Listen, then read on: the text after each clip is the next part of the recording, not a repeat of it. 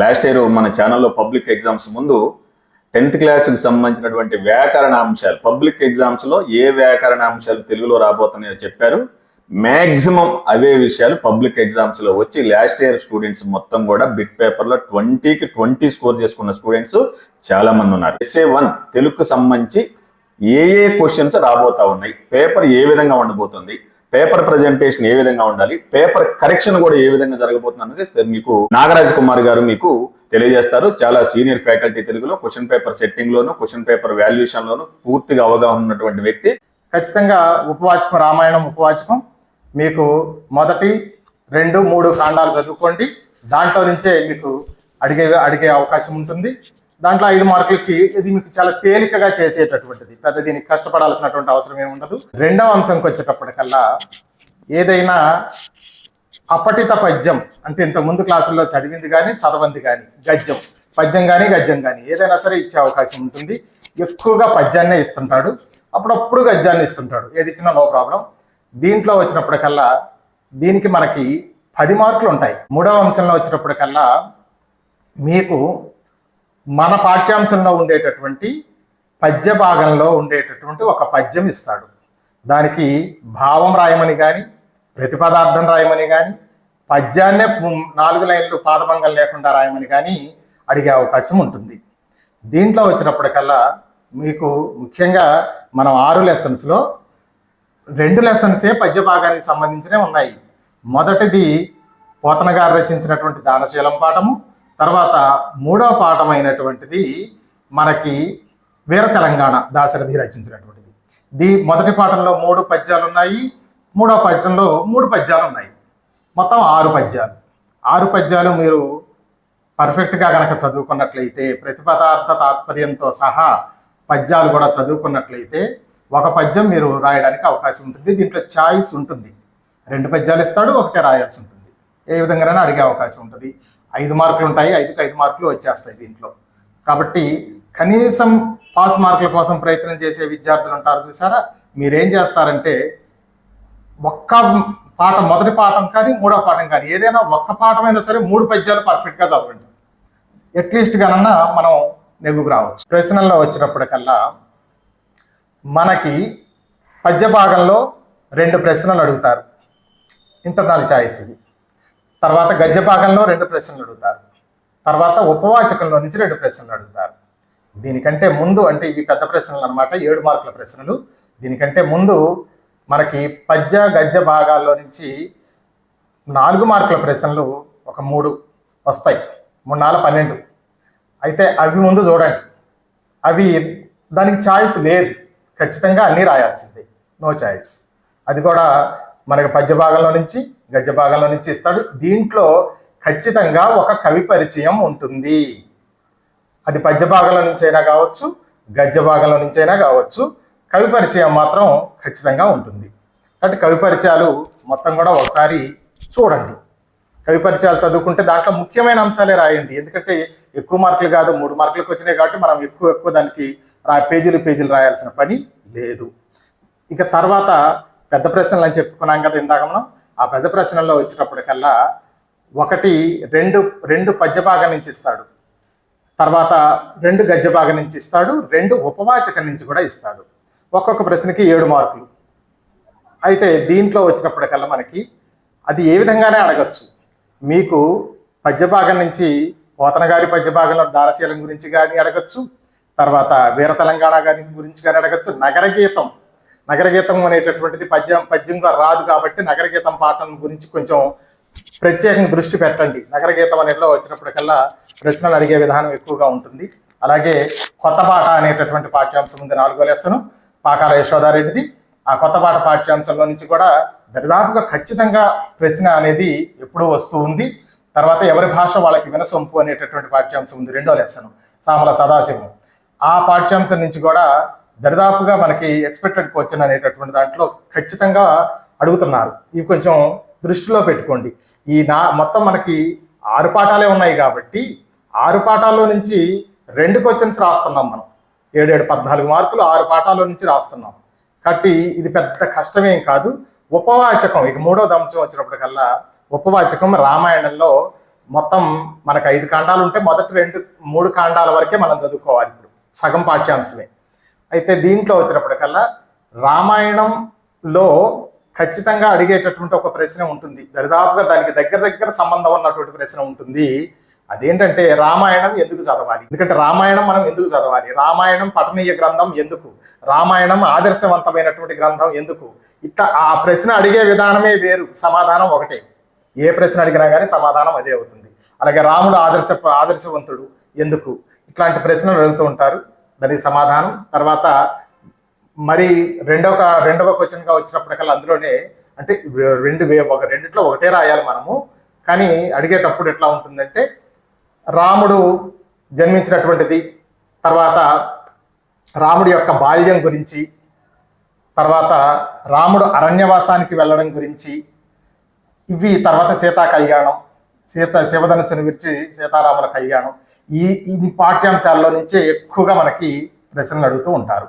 కాబట్టి కొంచెం విశ్వామిత్రుడి యాగరక్షణ కోసం రాముడు అడవులకు బయలుదేరితే అక్కడ యాగరక్షణ ఎలా చేశాడు, ఇట్లాంటివి రాక్షస సంహారం ఎలా చేశాడు, ఈ అంశాల నుంచే ప్రశ్నలు వచ్చే అవకాశం ఉంటుంది.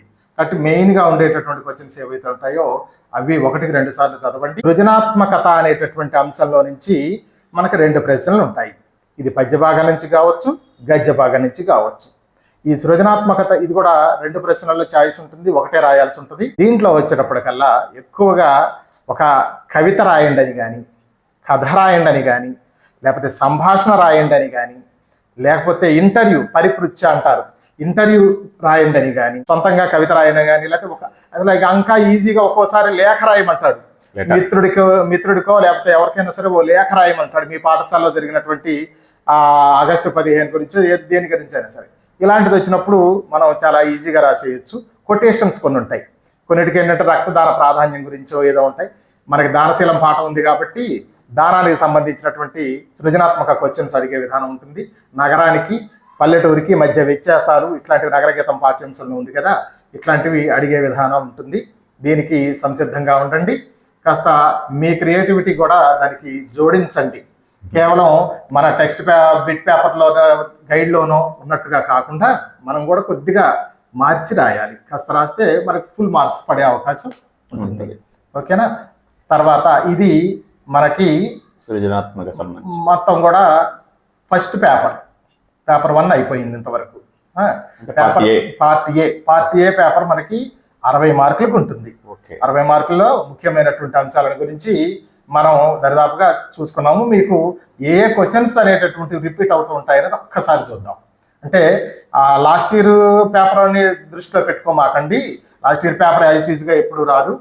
ప్రశ్న మాత్రం మారుతుంది, ప్రశ్న అడిగే విధానమే మారుతుంది, జవాబు అదే ఉంటుంది, సేమ్ అదే జవాబు మీరు రాస్తారు, ప్రశ్న విధానం మాత్రమే మారుతుంది. కాబట్టి ఏ ప్రశ్నలు ఎక్కువగా అడుగుతారు అంటే కనుక ఫస్ట్ పాఠంలో దరిదాపుగా ఓ క్వశ్చన్ వస్తుంది గ్యారంటీ ఎప్పుడైనా సరే.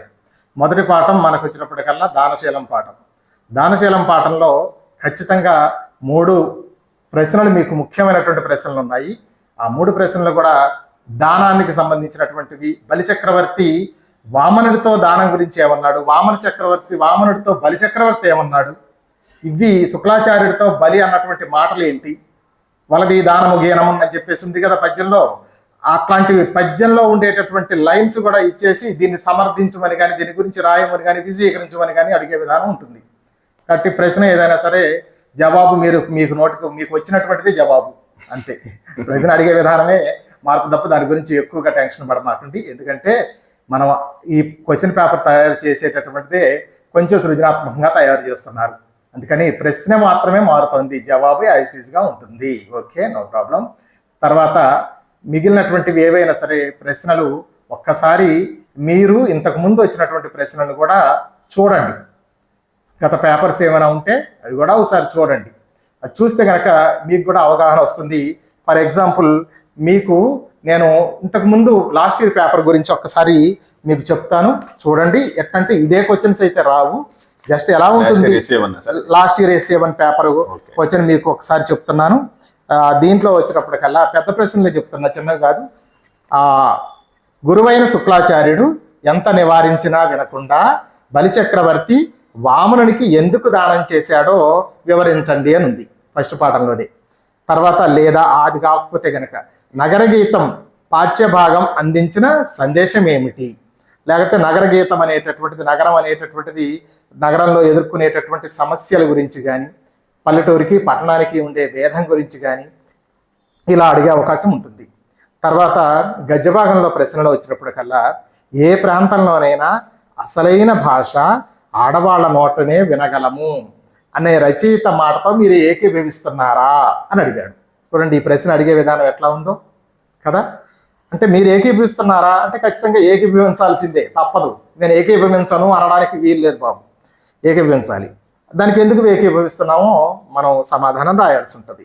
తర్వాత అవును ఇది కొత్త పాటనే, ఇది పాఠంలో ఆ పిల్లాడు అక్కతో చెబుతున్నటువంటి మాట చూసారా, ఆ మాటను ఇచ్చేసి ఇలా చెప్పడానికి కారణం ఏంటి అని అడిగాడు. అంటే మీకు ఆ పాఠం కరెక్ట్గా మనకు ఐడియా ఉండాలి. అది అక్క తమ్ముడితో అన్నదా, తమ్ముడు అక్కతో అన్నాడా, ఆ మాట అనేది మనకి ఐడియాలోకి రావాలి. వస్తే కనుక దాని గురించి మనం వివరంగా రాయగలుగుతాము. ఇలా ఉంటాయి. తర్వాత రామలక్ష్మణుడు విశ్వామిత్రుని యాగ సంరక్షణ చేసిన విధానం గురించి రాయమని ఇచ్చాడు. లేకపోతే కనుక ఇంకోటి ఏంటంటే సీతా స్వయంవర ఘట్టం. ఇదే క్వశ్చన్స్ వస్తాయని అనుకోమాకండి, ఇలా అడుగుతారు. ఒక్కొక్కసారి ఖచ్చితంగా రామాయణాన్ని గురించి, రామాయణం చదవడం గురించి, ఎందుకు చదవాలి, ఎందుకు రామాయణం అనేది ఉత్తమ గ్రంథమైంది, రాముడు అనేటటువంటి వాడు, రాముడి యొక్క పాత్ర చిత్రీకరణ ఎలా జరిగింది, ఇలా అడిగే అవకాశం ఉంటుంది. దానికి సంసిద్ధంగా ఉండండి. తర్వాత సృజనాత్మకంగా అడిగేటటువంటి ప్రశ్నల్లో ఇక్కడ చూడండి, రక్తదానం యొక్క ప్రాధాన్యత తెలిపే చిన్న కథ రాయండి అని ఉంది. స్టోరీ రైటింగ్ చిన్న కథ రాయాలి అంతే. అదే పెద్ద కథ ఏం కాదు, జస్ట్ ఒక 10 లైన్లు అట్లా వచ్చేటట్టుగా ఒక చిన్న కథ, 2 మిత్రులు గురించి రాస్తే సరిపోతుంది. రక్తదానం ఎందుకు చేస్తారు, ఎవరన్నా యాక్సిడెంట్లో అట్లాంటి వాటిలో రక్తం కోల్పోతే అట్లా అదే కదా, దాని గురించి రాస్తే సరిపోతుంది. తర్వాత తెలుగు భాష యొక్క గొప్పతనాన్ని గురించి నీ మిత్రుడితోటి ఓ సంభాషణ రాయమంటున్నాడు. జస్ట్ సంభాషణ, మిత్రుడితోటి చక్కగా మాట్లాడుతున్నట్టుగా రాయాలన్నమాట. అది బిట్ పార్ట్ కు సంబంధించి. ఇక నెక్స్ట్ వచ్చినప్పటికల్లా మనకి బిట్ పేపర్ చూద్దాం, ఓకేనా. బిట్ పేపర్లో 20 మార్కులకి బిట్ పేపర్ ఉంటుంది. దీనిలో వచ్చేటప్పటికల్లా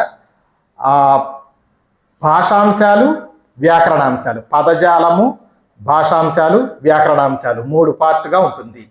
పదజాలాలు, భాషాంశాలు అనేది ఒక 10 మార్కులకి, వ్యాకరణాంశాలు అనేది 10 మార్కులకి ఉంటాయి.